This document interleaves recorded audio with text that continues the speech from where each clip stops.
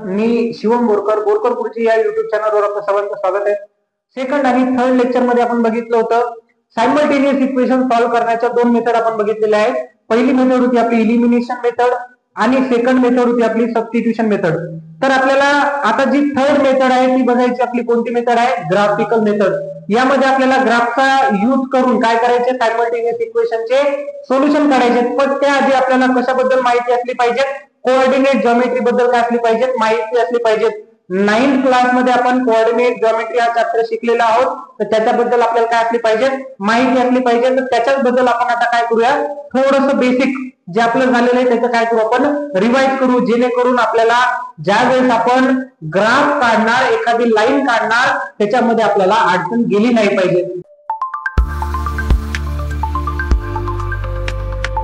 तर बघा, coordinate geometry ज्यावेळेस नाव येईल तर त्याच्यासोबत नाव येते एक फ्रेंच मॅथमॅटिशियन आहे ज्यांनी 17th सेंचुरी मध्ये की एक्झॅक्ट लोकेशन ऑफ पॉइंट जर दाखवायचं असेल तर ते केलेलं आहे रेने डिस्कार्टेस या सायंटिस्टने. काय केलेलं आहे?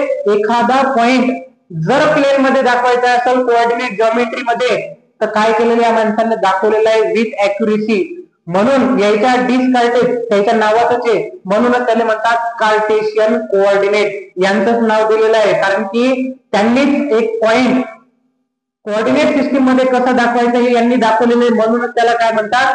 Cartesian coordinate. तर बघूया आपण कार्टेशियन कोऑर्डिनेट काय असते. तर बघा, याच्यामध्ये एक हॉरिझॉन्टल लाईन असते ज्याच्यावर नंबर शोन केलेले असतात. इथं असते आपला 0, 1, 2, 3, 4. म्हणजे ओरिजिनच्या राईट हँड साइडला कोणते नंबर असतात? पॉझिटिव्ह नंबर असतात. कोणते असतात? पॉझिटिव्ह. ओरिजिन याला म्हणतात ओरिजिन. ओरिजिनच्या लेफ्टला कोणते नंबर असतात? -1, -2, -3. त्याच्यानंतर एक व्हर्टिकल लाईन असते जी कुठून पास होते? ओरिजिन मधून पास होते. कुठून पास होते? ओरिजिन मधून पास होते. ओरिजिनच्या अबाव कोणते नंबर असतात? तर पॉझिटिव्ह नंबर असतात. कोणते नंबर असतात? Positive number. आणि ओरिजिनच्या बिलो कोणते नंबर असतात? निगेटिव्ह नंबर असतात. कोणते नंबर असतात? निगेटिव्ह. म्हणून ही जी हॉरिझॉन्टल लाईन आहे तुमची याला तुम्ही म्हणणार कोणती ऍक्सिस? X axis. काय म्हणणार याला? X axis. आणि जी उभी व्हर्टिकल लाईन आहे याला काय म्हणणार तुम्ही? वाय ऍक्सिस म्हणणार. काय म्हणणार? Y axis. आणि या दोन्ही ऍक्सिस ज्या ठिकाणी एकमेकाला इंटरसेक्ट करतात त्याला म्हणणार आपण ओरिजिन. काय म्हणणार? ओरिजिन. ज्यावेळेस तुम्ही ग्राफ काढणार, ग्राफ मध्ये या गोष्टी निघल्याच पाहिजेत. तुमची एक्स ऍक्सिस, वाय ऍक्सिस, आणि एक महत्वाची गोष्ट म्हणजे इथं असणार तुमची स्केल. काय असणार? स्केल. जनरली आपण स्केल काय घेतो या मेथड मध्ये? ऑन बोथ ऍक्सिस 1 सेंटीमीटर बरोबर 1 युनिट. काय घेतो?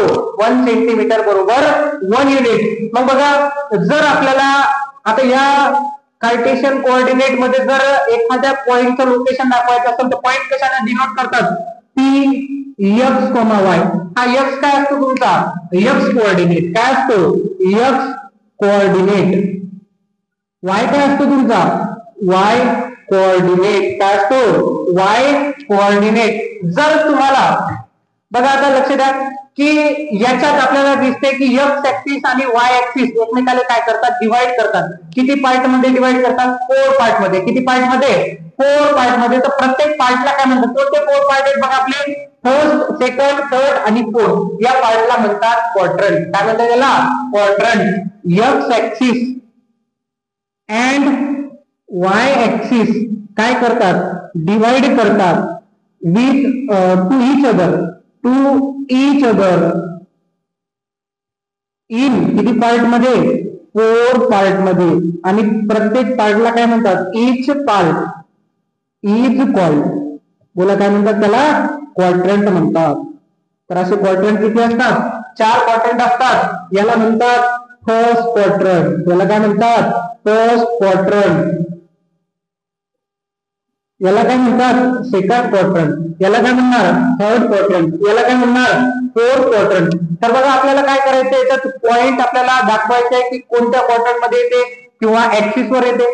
तर आपण पॉइंट कसा दाखवतो? P, X, Y. X ला काय म्हणणार? X coordinate. वाय ला काय म्हणणार? Y coordinate. काय म्हणणार? Y coordinate. जर तुम्ही फर्स्ट क्वाड्रंट मध्ये बघत असाल की सपोज तुम्ही एखादा पॉइंट घेतला, याच्यात एक या ठिकाणी सपोज पॉइंट घेतला हे पॉइंट आहे तुमचा 2,2. कोणता आहे 2,2. कसं शो करणार आपण? एक्स ऍक्सिस वरचं बघणार 2 आणि वाय ऍक्सिस वरचं असे बघणार 2. हे असं तुमच्या पॉइंटचं एक्झॅक्ट लोकेशन. किती? 2,2. किती? 2,2. जर तुम्ही फर्स्ट क्वाड्रंट मध्ये कोणतेही नंबर दाखवायचे असतील, सपोज 3,4, 4,5, 6,7, हे जेवढे पण पॉइंट येणार ते कोणत्या क्वार्टर मध्ये येणार? फर्स्ट क्वार्टर मध्ये येणार. काऊन येणार? कारण जर दोन्ही कोऑर्डिनेट तुमचे आहेत, एक्स कोऑर्डिनेट आणि वाय कोऑर्डिनेट काय येतं? पॉझिटिव्ह येतं. म्हणून ज्यावेळेस दोन्ही नंबर काय असतील? पॉझिटिव्ह असतील त्यावेळेस ते कोणत्या क्वार्टर मध्ये येणार? फर्स्ट क्वार्टर मध्ये येतात. त्याच्यानंतर जर तुम्हाला सेकंड क्वाड्रंट मध्ये जर नंबर दाखवायचा असेल तर त्याचं साइन काय येणार? मायनस आणि काय येणार? प्लस. जर सपोज मी म्हटलं की -3,2 आपल्याला काय करायचं? शोध करायचा, तर एक्स ऍक्सिस वर बघणार आपण -3 आणि वाय ऍक्सिस वर बघणार 2. हे जे तुमचा पॉइंट आहे काय असणार तुमचा? -3,2. म्हणून ज्यावेळेस मायनस प्लस असं आपल्याला पॉइंट असतील तर समजून चालायचं ते कोणत्या क्वार्टर मध्ये येतं? सेकंड क्वार्टर मध्ये येतं. कोणत्या क्वार्टर मध्ये येतं? सेकंड क्वार्टर मध्ये. सिमिलरली मला सांगा आता थर्ड क्वार्टर मध्ये काय असणार आहे? हा कोऑर्डिनेट मायनस, हा कोऑर्डिनेट मायनस, याचा अर्थ दोन्ही कोऑर्डिनेट कसे असतील? Minus minus. फोर्थ क्वाड्रंट मध्ये पहिला कोऑर्डिनेट कुणाचा असतो? यस. इथं कोणते नंबर येतं? प्लस वाले. इथं कोणते येतं? मायनस. म्हणून चौथ्या क्वाड्रंट मध्ये कोणते असणार? प्लस आणि मायनस. म्हणजे आपल्याला ओळखता येते जर आपल्याला दोन नंबर दिलेले असतील तर आपल्याला ओळखता येते की ते पॉइंट कोणत्या क्वाड्रंट मध्ये लाय करतात. जर दोन्ही नंबर पॉझिटिव्ह असेल तर फर्स्ट क्वार्टर मध्ये, मायनस प्लस असेल तर सेकंड क्वार्टर मध्ये, प्लस मायनस मायनस असेल तर थर्ड क्वार्टर मध्ये आणि प्लस मायनस असेल तर फोर्थ क्वार्टर मध्ये. त्याच्यानंतर बघा की एक्स ऍक्सिस वरचे जेवढे पण कोऑर्डिनेट असतील ते कसे दाखवतात? हे जे पॉइंट आहे असणार 1,0, 2,0, 3,0. सिमिलरली 4,0. इकडं -1,0, -2,0, -3,0. जर आपण याला ऑब्झर्व करत असाल तर आपल्या असं लक्षात येते की एक्स ऍक्सिस वर जेवढे पण पॉइंट असतील त्याचे वाय कोऑर्डिनेट काय असतात? 0 असतात. काय लिहिणार? द वाय कोऑर्डिनेट कोणाचे? Of point lies on x axis is काय असतात रे? 0 असतात. सिमिलरली बघा वाय ऍक्सिस वर हे जे पॉइंट असणार हे काय असणार आहे? 0,1. पहिले कोऑर्डिनेट कोणाचा असतो? एक्स चा. नंतर कोणाचा असतो? वाय चा. सिमिलरली हे काय होणार आहे? 0,2. हे काय होणार? 0,3, 0,4. इकडं 0,-1, 0,-2, 0,-3. काय होणार? 0,-3. जर आपण ऑब्झर्व करत असाल की वाय ऍक्सिस वर एक्स चा कोऑर्डिनेट काय असतो? 0 असतो. म्हणून इथे आपण काय लिहिणार?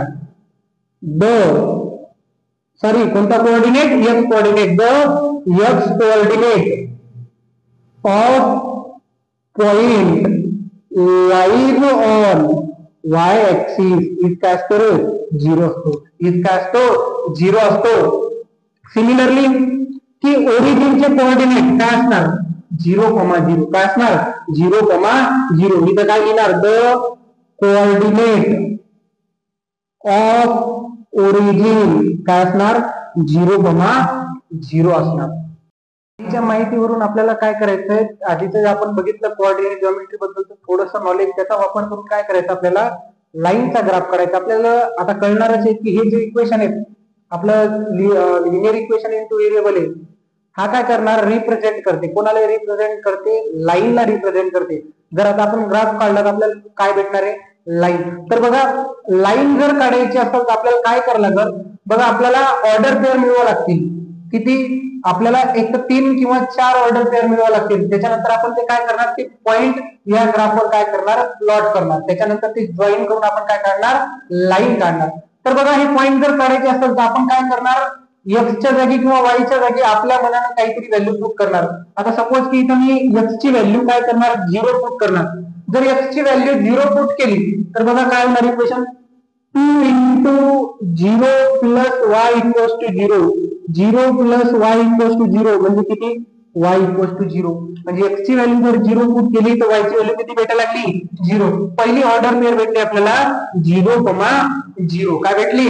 0,0. त्याच्यानंतर मी जर x च्या जागी किती पुट केलेत? 1 पुट केलेत तर काय बनणार इक्वेशन सांगा?